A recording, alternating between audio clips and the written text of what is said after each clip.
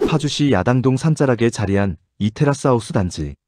멀리서 보면 제법 그럴듯해 보이지만 가까이 다가가면 분위기가 확 달라집니다. 출입문은 굳게 닫혀 있고 지하 주차장엔 몇 달째 쌓인 먼지와 우편물만 남아 있습니다.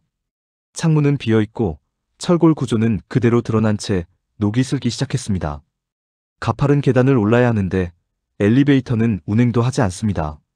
한때 12억대 프리미엄 주거단지라며 홍보하던 이곳이 지금은 3억대 매물조차 찾는 사람이 없는 기묘한 공간이 돼버렸습니다. 대체 이 단지에 무슨 일이 있었던 걸까요? 왜 공사가 멈췄고 왜 이렇게 가격이 무너져 내린 걸까요? 오늘은 파주시 야당동의 한 테라스 하우스에서 벌어진 가격 폭락의 전말을 현장과 데이터로 차근히 분석해 보겠습니다. 영상 시작 전 구독과 좋아요, 알림 설정 부탁드립니다. 지금 모습만 보면 단순히 미완성 주택처럼 보이지만 이곳은 꽤 야심찬 계획으로 출발했습니다. 화룡산의 언덕 지형을 활용해 계단식 테라스 구조로 설계된 연립 테라스 하우스, 서미일 테라스. 각 세대가 단독형 주택처럼 개별 테라스를 갖도록 계획됐고 총 4개 블록에 걸쳐 수십 세대를 공급하는 구조였습니다. 2019년 초 분양 당시 홍보 문구도 화려했습니다. 도심과 자연을 동시에 누리는 프라이빗 하우스, 서울 접근성을 갖춘 희소성 있는 테라스 상품이라는 메시지가 핵심이었죠. 당시 분양가는 최대 12억대까지 형성돼 파주시 일대에서는 상당히 높은 축에 속했습니다. 하지만 시행사와 시공사는 희소한 테라스 하우스 구조와 개별 주차, 전용 야외 공간을 강조하며 프리미엄 전략을 밀어붙였습니다. 문제는 이 테라스 하우스가 기대했던 프리미엄 수요층과 실제 시장 수요가 완전히 어긋났다는 점입니다. 초기 계약률이 예상보다 크게 낮아지기 시작했고 준공을 목표한 시점이 다가올수록 미분양 물량은 오히려 늘어났습니다. 그럼에도 불구하고 분양가는 제대로 조정되지 않았죠. 진짜 위기는 시공사 자금 경색이 시작되면서 현실화됩니다. 2020년 입주를 목표로 공사가 진행됐지만 전체 블록 중 일부는 겨우 골조만 올랐고 나머지는 기반 공사를 마치기도 전에 현장이 갑자기 멈춰버렸습니다. 처음엔 일시 중단이라는 안내만 있었지만 기간이 길어지면서 문제가 심상치 않다는 분위기가 퍼지기 시작했습니다. 현장을 맡았던 시공사는 자재비 상승과 미분양 증가로 인해 유동성이 급격하게 악화됐고 2022년에 법정관리 채무 연체가 겹치며 공사는 완전히 중단됐습니다. 시행사 역시 새로운 시공사를 찾기 위해 여러 차례 협의를 진행했지만 중단된 공사를 이어받을 업체는 나타나지 않았습니다. 이미 미분양 단지라는 꼬리표가 붙은 데다 공정률도 일정하지 않아 공사비 산정 자체가 애매모호했기 때문입니다. 이 시점부터 단지는 사실상 방치되기 시작했습니다. 출입문은 굳게 잠겼고 장기간 공사 중단으로 배관, 전기 등 주요 설비도 노출된 채 방치되며 빠르게 훼손됐습니다. 단지는 절반은 골조 상태, 절반은 준공된 형태로 기형적인 모습으로 남게 된 것이죠. 그나마 준공된 일부 단지에 입주한 세대마저 이 상황에서 벗어날 방법이 없습니다. 이 와중에 2023년에서 2024년 수도권 부동산 시장의 냉각이 겹치면서 단지는 완전히 거래 정지 상태에 빠지게 됩니다. 거래가 이뤄지지 않는 기간이 길어지자 호가만 널뛰고 실거래는 거의 자취를 감추기 시작했습니다. 처음 분양 당시 최대 12억대까지 책정됐던 이 단지는 공사 중단 후 7억대에서 5억대, 3억대로 가격이 계속 하락했습니다. 중개업소에서는 관심 있는 사람을 찾는 것도 어렵다는 말이 나올 정도였고 단지 내 일부 호실은 공매 절차까지 진행됐지만 입찰조차 들어오지 않는 상황이 반복됐습니다.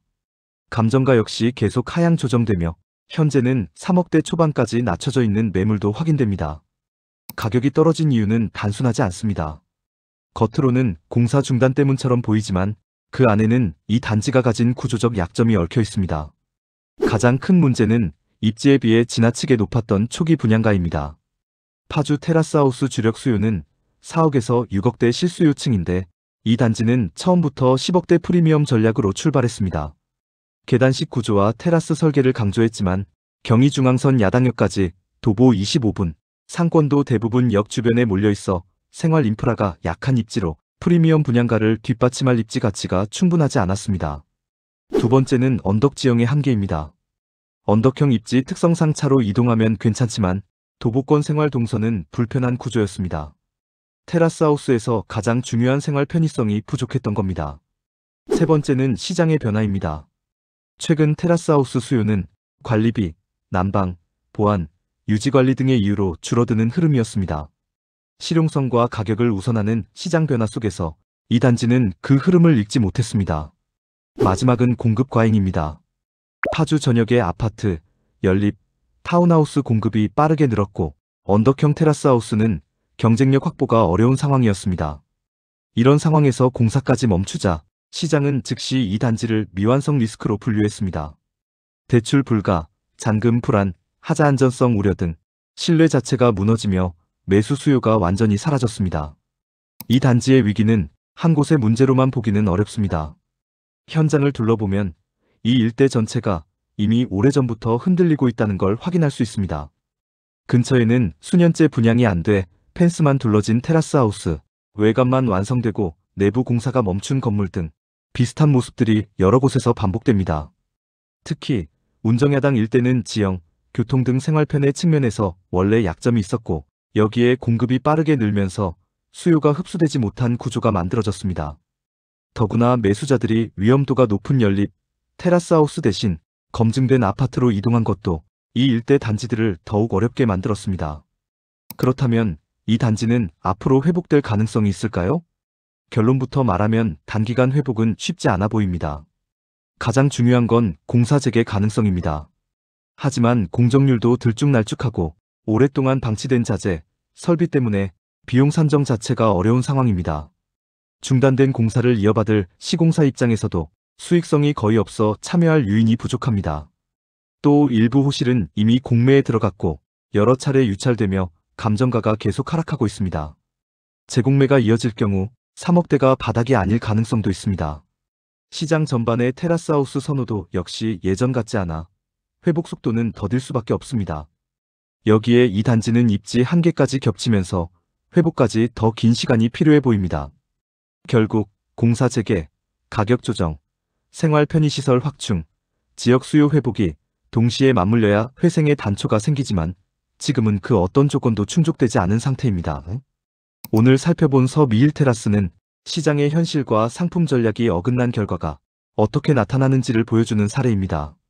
처음엔 고급화 전략으로 기대를 모았지만 입지, 가격, 상품성, 수요 흐름이 맞지 않으면서 균열이 생기기 시작했고 공사 중단과 시공사 문제로 결정적인 신뢰 붕괴가 일어났습니다.